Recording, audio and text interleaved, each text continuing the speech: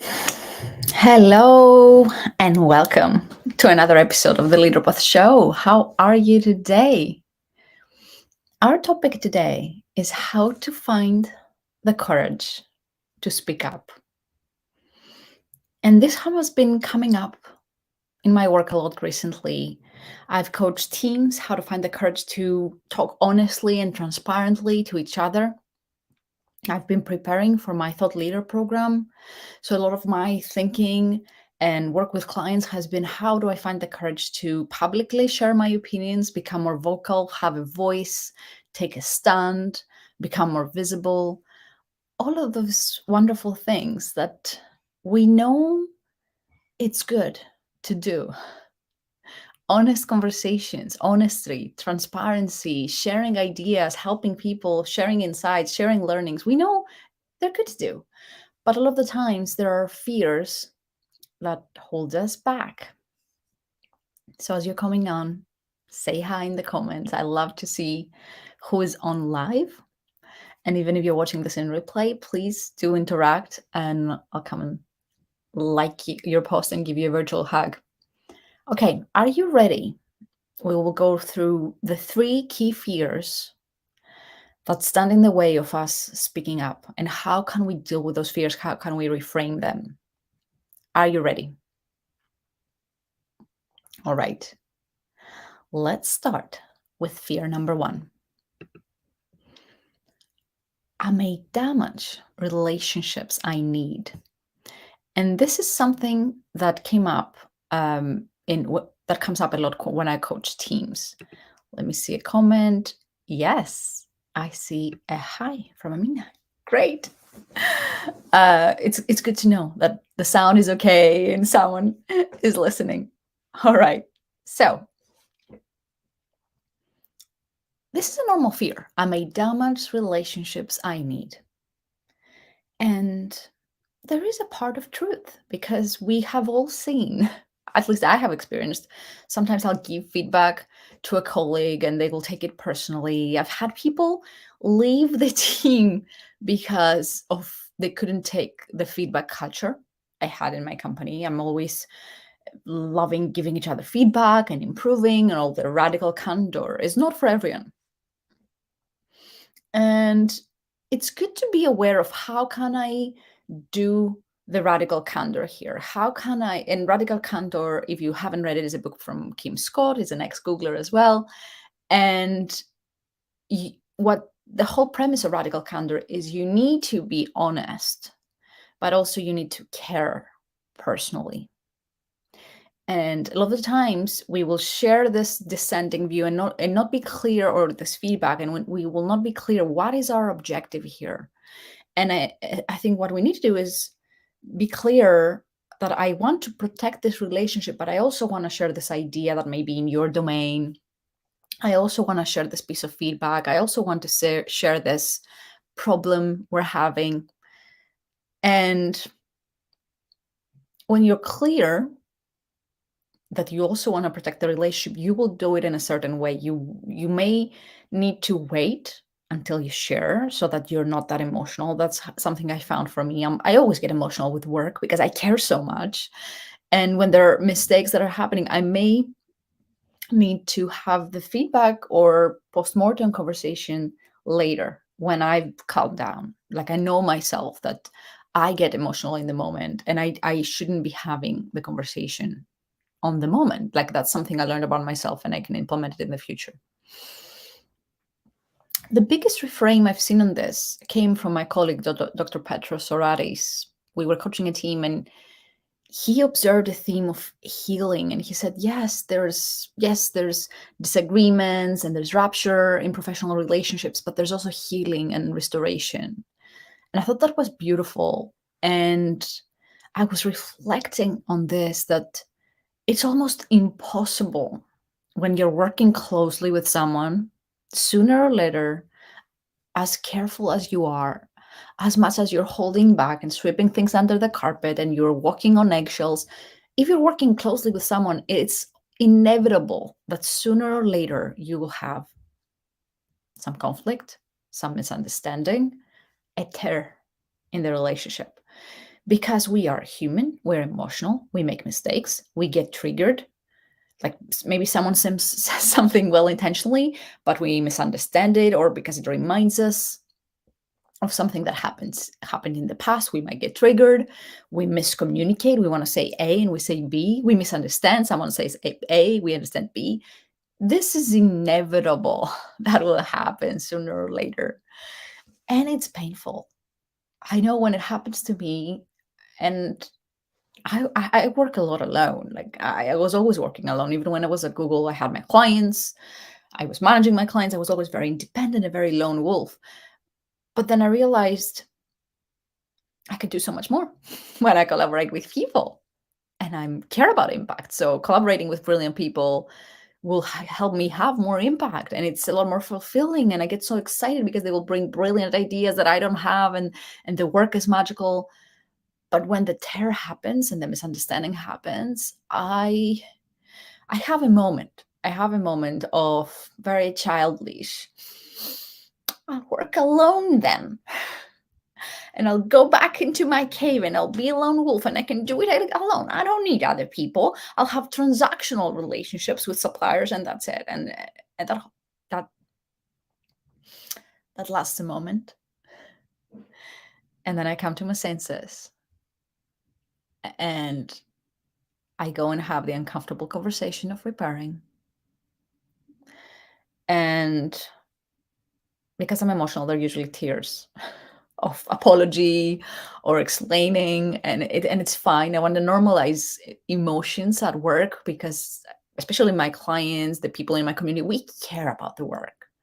This is not, we're not robots. We care. We put our heart in it, and sometimes when we care about the professional relationship, we care about the people in our team, the people who make our vision reality, and we need to have those healing conversations, those reparations. And there's a positive thing here. Just like the muscle. Do you know how the muscle gets, when you're exercising, gets bigger and stronger? I didn't know that. When you do weights, for example, the muscle has micro tears. And when you have those micro tears, then the muscle grows bigger. So when you have this honest conversations of reparation after the misunderstanding, after the little tear and little damage that happened in the relationship, there's this power of growing the relationship stronger. And a lot of the times when I work with fellow team coaches, with my team that help me in different parts of the business, we will absorb a lot of the conflict because I do team coaching. Sometimes we will absorb a lot of the conflict that exists in the team. And we will project, like we will project different parts of the team, different opinions among ourselves. And the good thing is we know this is happening. We are prepared for that. We'll say, well, probably what's happening between us is what's happening in the team, and we're absorbing this. So it's a little bit easier when this is what you do. You're helping teams come together to see, oh, this is what's happening. We're absorbing some of these patterns.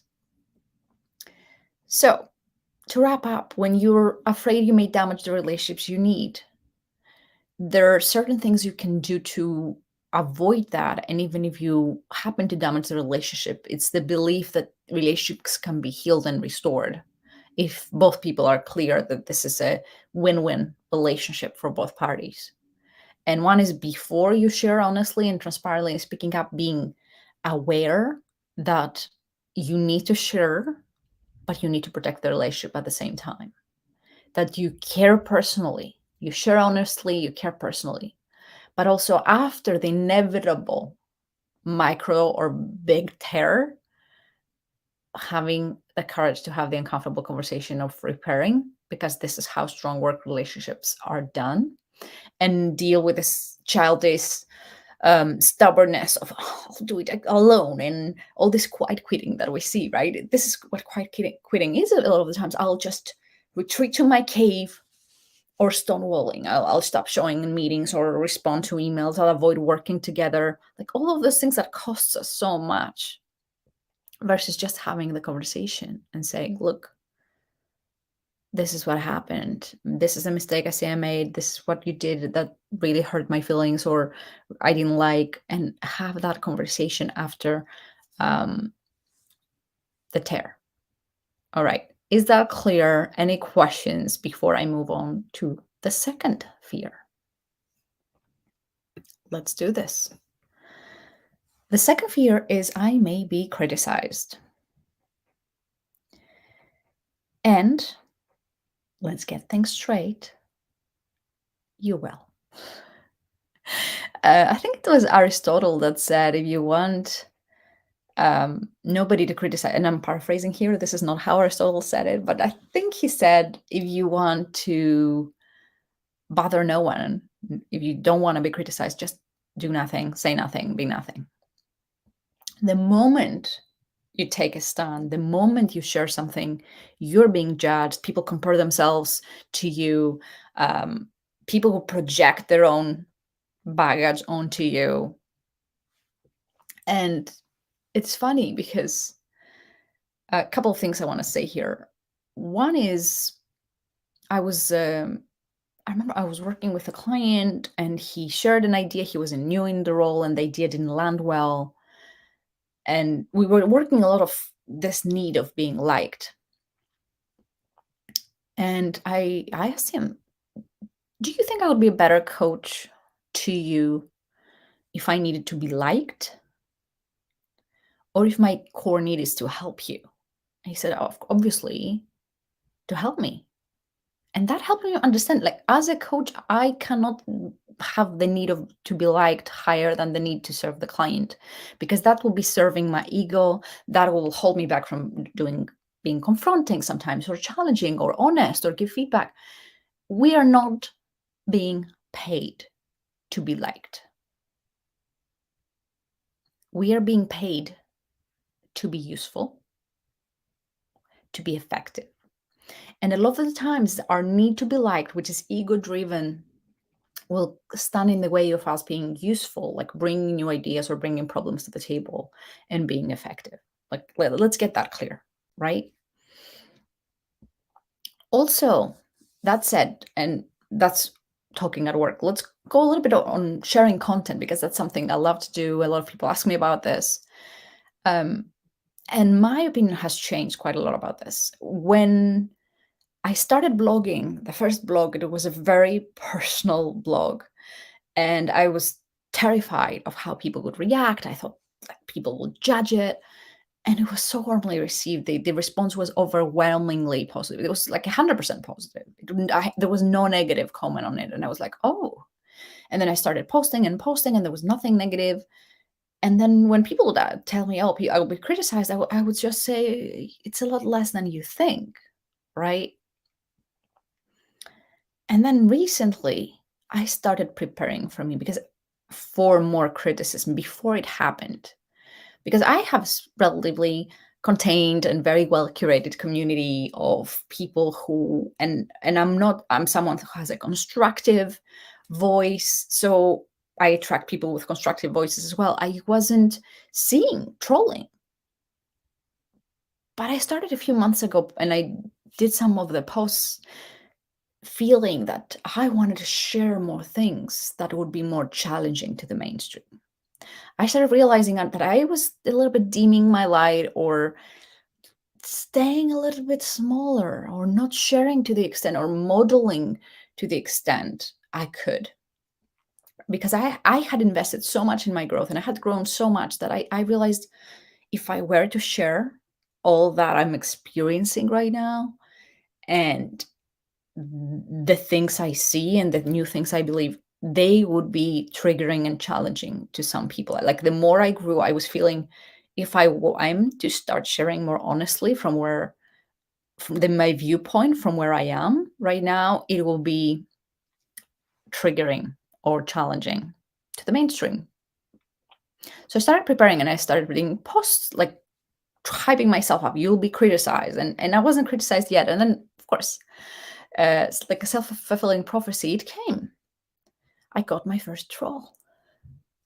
And by troll, I mean I don't mean constructive criticism, by the way. And I think constructive criticism is great because it helps you sharpen your ideas. I don't mean that troll. Troll is someone, especially online, who comments something non-constructive and mean and personal versus the idea, and then they will come back, which means they have like a bull's eye target for you. And I was like, oh, I got my first troll. And what I usually say, those people, it's just sad because no, I've never seen a troll being a person who produces their own thought leadership or sharing publicly. They're usually people that are too afraid to share. And when they see someone sharing, they feel confronted and threatened. And there's usually people that are not in the arena. Like T. Roosevelt said, it's not the critic who counts or the one who points how the strong man stumbles. It's normal to stumble and make mistakes when you're in the arena. But you can't take criticism of people who are not even in the arena. I pay my coach a lot of money to criticize my work because he's in the arena. He's done the things I want to do, right? But taking criticism from someone who hasn't done the things I'm doing, he's not even in the arena, like, what's the point of that? Someone said, don't take advice of people who haven't achieved the things you want to achieve. Like, would you take marriage advice, someone who had never had a relationship, or parenting advice from someone who never had kids? No, you wouldn't. But we give so much of our power away of this random people who will criticize us because they feel better to putting people down in order for them to feel better themselves. So how do you deal with this fear? You just accept it. You will be criticized, and some of the criticism will be constructive and it will help you. You don't have to accept it, but you can welcome it, and because it will be helping you sharpen your ideas or sharpen your argument. I remember I did a post recently, and I was so excited about the post, and it went crazy viral as well.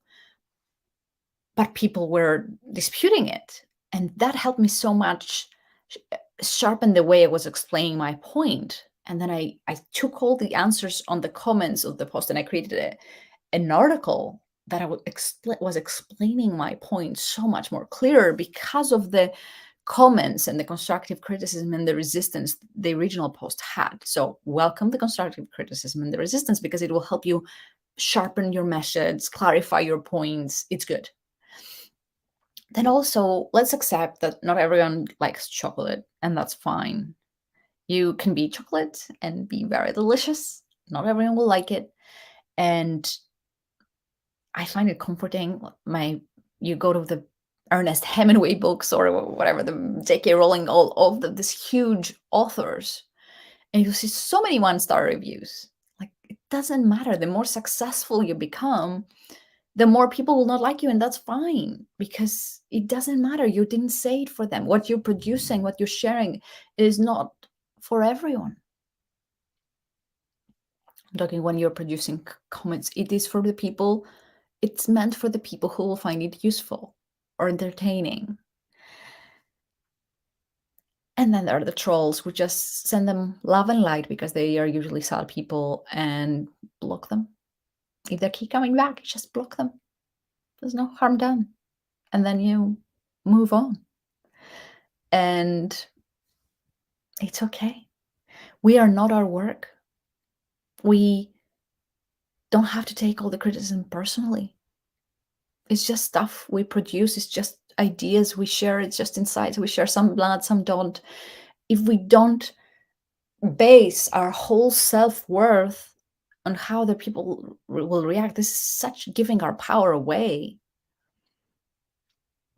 And yes, when you want to manage your image at work, you need to see, like, people at work. Again, the same thing applies. Why would they criticize you for sharing something? And if they do, and you need that relationship, you go to point number one and you do the reparation, and you just say, look, I had this good intention. What happened here? Right? It's okay. It's okay. We can survive the criticism because Our worth does not depend on how the people react, does not depend on our work. It doesn't depend how our work lands. Our worth is non-negotiable, right? Are we ready for fear number 3? Let me know, by the way, like when I finish a section is a good time to write any comments or questions and have a discussion. Let's go to fear number 3. I may be wrong. Yes. And this is just like the overall fear. It might be, people will tell me maybe what I'm sharing has been done before, has been said before. It's not original enough. It's not good enough. Who am I? All of those things, right? Of not feeling secure. And I had a breakthrough about this recently. And let me share with you the breakthrough. The accuracy of our opinions matters less than our intention behind them. Let me say this again. The accuracy of our opinions matters less than our intention in sharing them. So you can have the most accurate, great opinions and ideas, but if your intention is to manipulate or mislead, you'll do more harm than good. And you can have an incomplete opinion, not exactly right. And if your intention is to help people, you probably will. And that doesn't mean we shouldn't have high standards for our work, right? We can, because that's part of the intention. If my intention is to help people, my intention is to help the business go forward, to help my clients, to help my community, I will put love and attention to my work, to my message. I will want to make it great. And you want, when you're sharing something, to have put enough care. That's, now I'm saying this and I'm thinking, where if it's a brainstorming, you can share half-shaped ideas. It's okay. It doesn't have to be, I need to share something perfect, right? In a brainstorming situation, for example, encourage from your team and from yourself half ideas that are not fully baked. It's fine. Because in a creativity situation, it doesn't matter that everything hits the quality standard. It matters that the winning idea hits the quality standard, right? But what I've realized is that I have evolved many of my opinions over the years. I'll give you an example. When I started coaching people on their vision, I thought vision should be time bound. So my first ever vision path was like 3-year vision. Let's do it. And then I realized, oh my goodness, we shouldn't put any timing in our vision. This doesn't work. Time pressure doesn't work on getting clarity or even manifesting your vision. So I removed that. I changed the opinion. But guess what? This first program that had the inaccurate opinion of let's do a time-bound vision, help people land their dream jobs, take care of their health more, it was a huge success. So that's when it dawned on me, and I have so many examples. And it was a huge success, like helping the people do what they needed, because my intention was to help people. It didn't matter whether I got it 100% right, the teaching. And an example came through that an opinion is like a photo of a star. It's never 100% perfect. We can accept that it's not 100%. It's just a symbol. But it doesn't matter because it helps people get more information about how the star looks. So you share an idea. In the worst case, it will help the other party get clarity. No, this is a bad idea and this is why. And you help them create clarity. And that's what, when I teach, I say, especially recently, I taught Parent Path. And I told people, look, I'll share things you don't agree with. But that's okay because it will help you get clarity. If that doesn't work for my family, what does? So I don't have to worry whether what if I say, like I'll share what I think it's right, and I stand behind it, and I think I share delightful stuff, but I don't have to worry about the other party, that they don't have any judgment or discernment, right? I tell them, like, if you don't agree, use what I say to help have you clarity. If that's not true, what's true for you?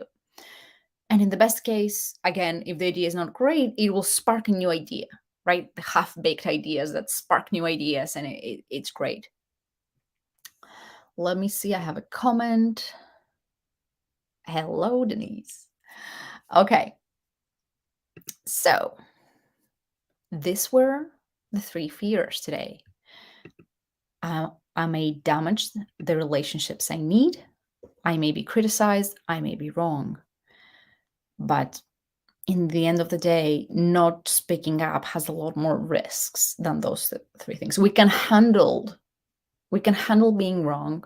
Usually when the intention is good, we will do good, and we can handle criticism, and we can even repair damage in relationships. Like, we can handle all of this. But when you're holding back, you'll have festering, you'll have isolation, you'll have disconnect, you will have loss of opportunity, you will have lack of decisions, you might have things that become worse because you haven't brought them up. There's so much risk of not bringing things up. And when we're talking about sharing content, it's just a shame when you have great ideas and great insights that could help people, you just hoarding them. And there's something around creative cleansing. I found the more you share, the more ideas come. A lot of the times people are like hoarding the ideas, and there's something there that the more you share, the more good ideas come to you.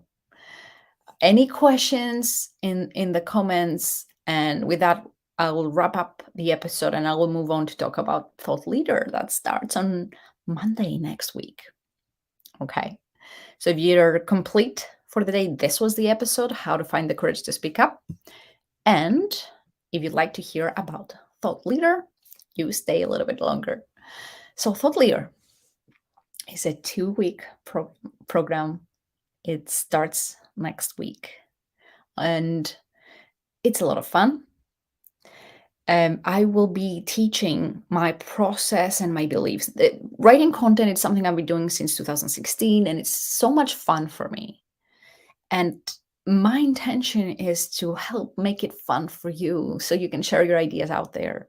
Yes, it has brought me opportunities that I would have never imagined, like from a book contract with Penguin to a TEDx speech to dream clients. But mostly, and if you watch the previous episode, it's like all the reasons sharing on social media and sharing your ideas publicly. It's just my favorite part of what I do. It's just something I was doing even before I was doing it for the business. It's just a creative expression. There's such an intrinsic motivation, and I want to share all this. And I'll share you my process. I'm not a native speaker, and I'm not like, I don't have the great grammar. I'll share with you how I do it, the process, what I talk about, what's my philosophy.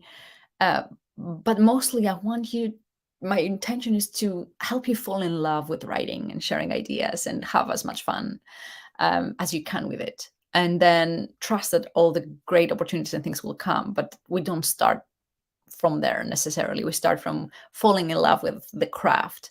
And then there will be a writing challenge, because it's not enough for me to give you the information and the transformation, inspiration. I want you to build some skill during these 2 weeks. So you will be encouraged to publish 10 posts, like one a day for the Monday to Friday during those 2 weeks. And we'll have a writing challenge. There will be coaching calls that I will be coaching people on their questions, any blockages you have, what stops you from expressing yourself, or any questions, how we can get it to the next level. So there's inspiration, information, but I want it to be skill building and community. And my expertise is writing on social media and articles. I have a newsletter, and also I've published a book. So I'm happy to talk about what are the differences between those and what was the process. So this is the program. Let me see. I have some comments. Let's see here. Thanks, Katarina. Great insights as always. My greatest fear is number 3, and I have a better idea how to deal with it now. Oh, thank you so much, Diane. This is great. Thank you for sharing. What about giving thought to how to share, how to articulate your opinion to help the receiver? That's a great question. So, how to share? It's interesting, right? Because when I'm thinking of what to share, I start with me, what I think is important, right? Like I believe what Ford said. If I were to ask the audience, they will ask for faster horses. But when it comes to how to share, having the empathy of how to make this simpler, easier, does the audience care about? It is part of the craft. So I would say it is important, the how to share. It is the craft. When it comes to social media, it's actually easier because you can test. You post quantity and you test, okay, this is what resonates. This was clear. This was not clear. And I'll give you an example. I posted a post which I thought it had this example I shared today about the photo with the star. And I posted it and it didn't do as well as my other post. And I was so in love with this metaphor of I had this breakthrough about opinions. It's just a photo of a star that can be high resolution, low resolution, doesn't matter as long as they get us closer to the star. But the way I had articulated it, it didn't land very well, right? On LinkedIn. And I was writing it my newsletter today. So I will test those ideas. I will do a post and then in the newsletter, and then I'll come live and talk about it. And I sent it to my husband. And I thought I had changed it to make it clear because I was in love with this metaphor, right? And my husband said, "Oh, I'm lost with this example." Because I had it so complicated, right? Like the phone is our level of awareness and consciousness, and I was like, okay, this is why it hadn't landed on LinkedIn. And so maybe having a trusted advisor, like I had my husband, can you read this, or can I rehearse with you if you're before a new meeting? Can I rehearse with you how I'm going to say this? How does this land? Because a lot of the times we have the curse of knowledge. The curse of knowledge is I know this, it's clear to me, and I share it in a way that I assume you know what I know, which is not the case. So in terms of the how, we can test it and we can ask a trusted advisor before the big reveal. Like when I did my TEDx talk, I rehearsed it in front of so many people. Before I published my book, I had, I think, 12 beta readers. Like I'm always asking for, and it was so helpful. Like due to one beta reader feedback, I changed the whole structure of the book, I was like, oh, that doesn't make sense. So try and try again, get feedback, and then know that it evolves. It evolves. The craft of communication, we're never there. It will keep evolving, and it's fine. Like I'm a big believer on the intentions, that if the intentions are good, people are tolerant with imperfection. Okay, thank you for those questions. All right, let me go back to thought leader. I just gonna write the link. It is right now, it's still an early bird at $150. There's a platinum version. You get one-to-one coaching with me. And if it feels like fun to be in a vibrant environment for 2 weeks to boost your enthusiasm and love for writing and sharing, have coaching and get you into practicing and publishing with my support, then I'll see you on Monday. And if not, I hope this episode was helpful, and I'll see you on the internet in my next post or Leaderpath Show episode. Thank you very much. Take care. Let me see. Okay. Thank you. Diana, I had a comment that was great. Thank you. Take care. Bye.